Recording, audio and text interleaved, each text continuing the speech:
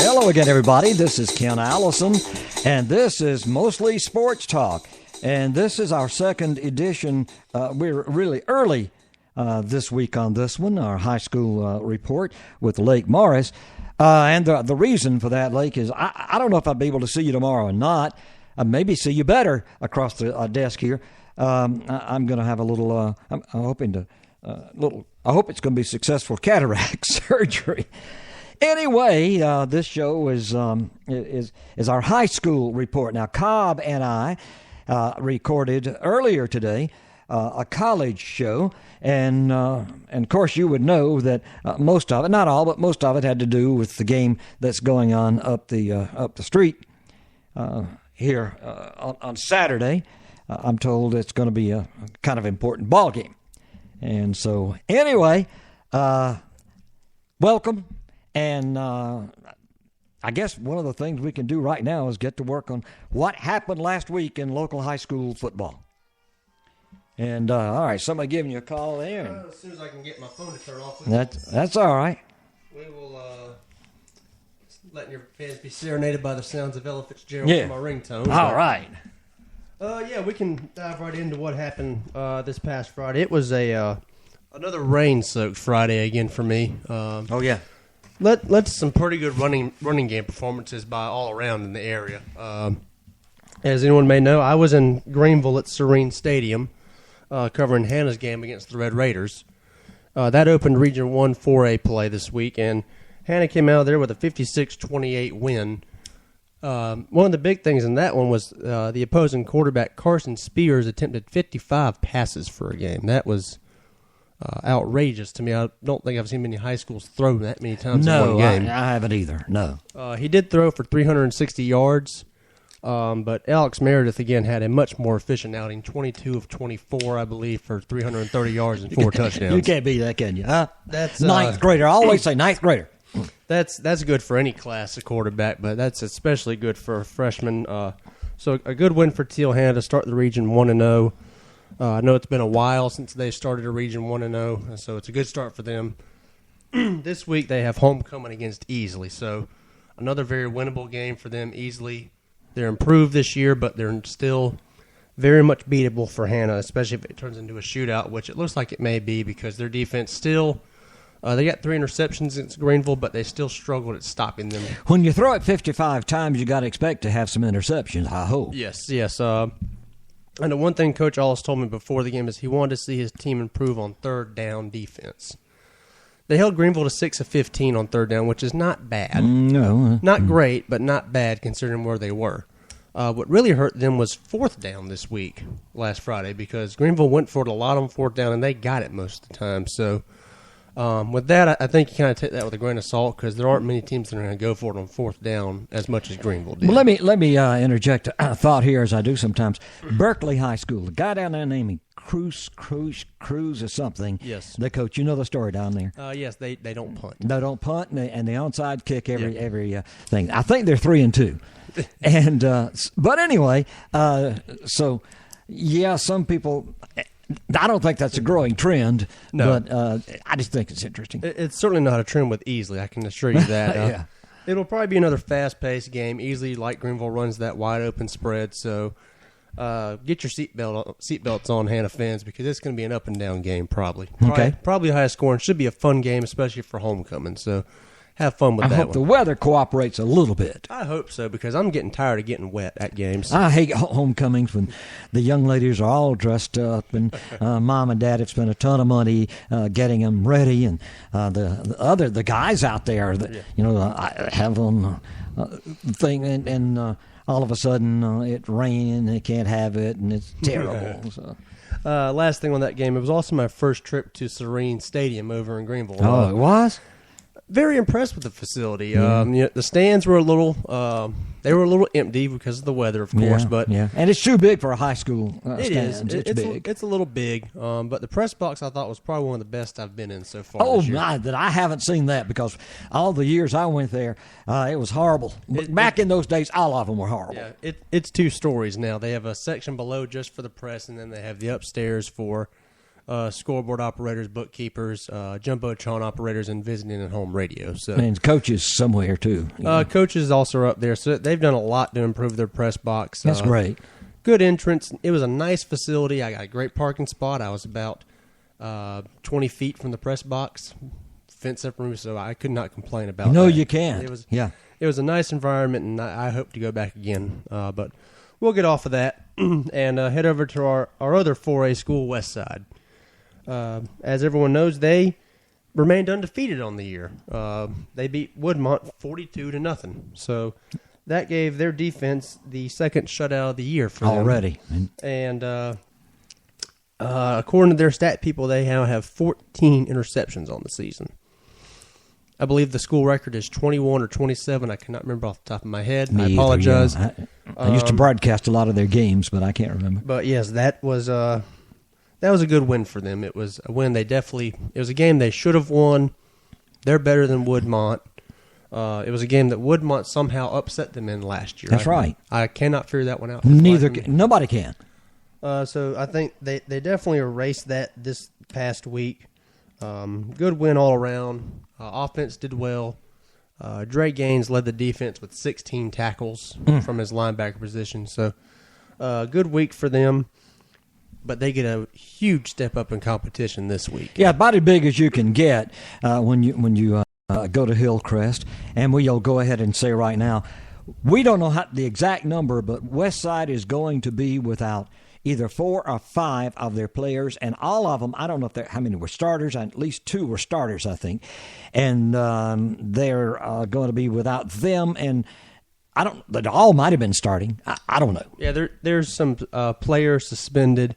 Their names have not been released yet. Yeah, we wouldn't want to put them on there anyway. You know? But yeah, that's something that's going to have to be considered. But they're still. I think Westside has enough talent there to where there won't be a huge drop off. But that's still 5 or 6 guys that could possibly play some meaningful snaps for you. That's extra bodies to have on the sideline in case of injury. Yeah. And a big, strong team they're playing. Hillcrest they've got everything that you want in a high school football team, including the defending state title. That's right. But they're so big, and they're part of the old Big 16. Yes, they are. They have a very big offensive line, but they are they seem to have this type of guy they want. They want big offensive linemen, a quarterback that can throw it a lot, and they like having these short water bug type wide receivers that can take it and go. Yeah. So it'll be I think it's definitely. I'll be there in Hillcrest Friday. I have a feeling it'll probably be the game of the week for a lot of our media outlets. I would think so. Yeah. Hillcrest, I believe, comes in at number 3. Westside will be number 6 probably this week in the state 4A rankings. This game will have the eyes of a lot of the state on it, I think, especially for 4A because this is going to be a big game.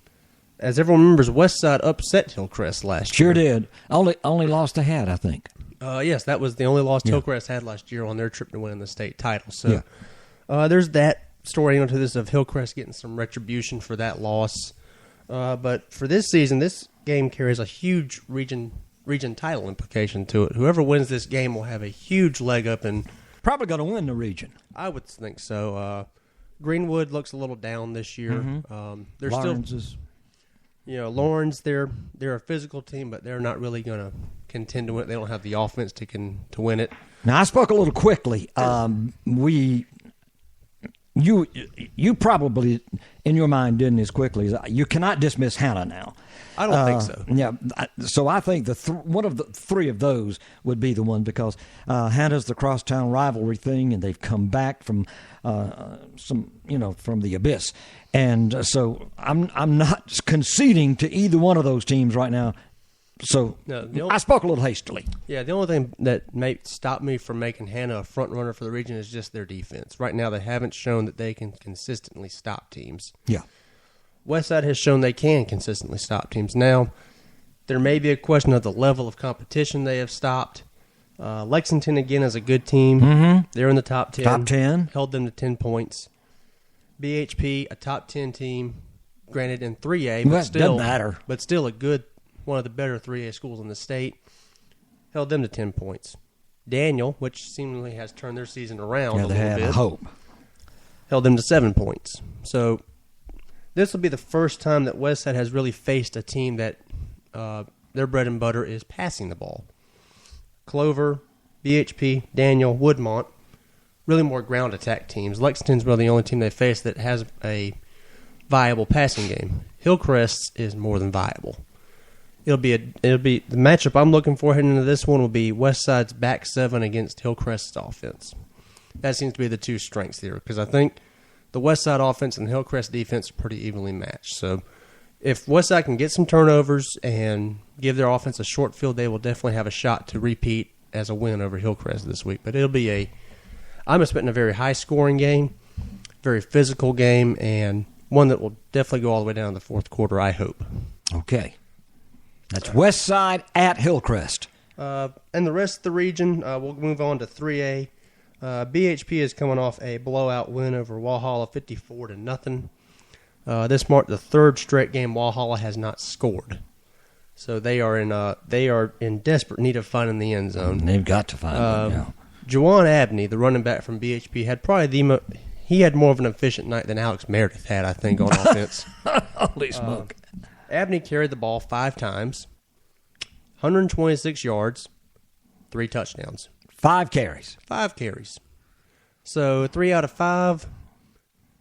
One of you mathematicians that listen to this can do the math on that and find a percentage of him touching the ball to find the end zone. Man. That'd be a new fun stat to have, I think. Yeah. The touch to end zone ratio, I'll call it. Yeah, that's yeah. So that was another big win. They moved to 2-0 in the region. This week really started getting a pecking order for Western 3A, I think, with no surprise the 3 usual suspects sitting on top of the region at 2-0 with the Bears, Daniel, and Seneca all at 2-0 heading into this week. So good win for the Bears. They get another chance to do kind of a tune-up game against West Oak this week. West Oak again, they were shut out last week by Pickens.